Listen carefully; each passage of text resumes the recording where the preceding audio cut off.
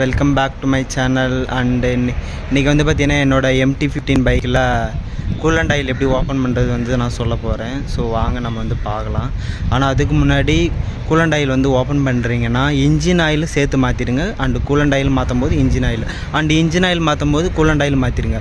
நீங்கள் coolant oil ஃப்ரெஷ்ஷாக மாற்றிருக்கீங்கன்னா minimum ஒரு 5000 கிலோமீட்டர்லேருந்து ஒரு 7000 கிலோமீட்டருக்குள்ளே கூலண்ட் ஆயில் ஃப்ரெஷ்ஷாக மாற்றி ஓட்டுறது வந்து சேஃப்டி இன்ஜினுக்கும் நல்லதுன்னு நான் சொல்லுவேன்.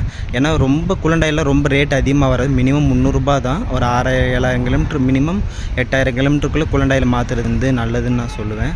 ஸோ இப்போ வந்து கூலண்ட் ஆயில் வந்து நான் வந்து பர்சனலாக வண்டி எடுத்து 2 வருஷம் ஆகுது. 20000 கிலோமீட்டர் ஓடி இருக்குது. அதனால் நீங்கள் வந்துட்டு கூலண்ட் ஆயில் வந்து மாற்றுங்க. ஏன்னா 20000 கிலோமீட்டர் நான் வந்து ஓட்டியிருக்கேன். ஒரு தடவை தான் மாற்றினேன். ஆனால் 20000 கிலோமீட்டர் ஓட்டியிருக்கனால நான் எல்லாரும் மாதிரி எனக்கும்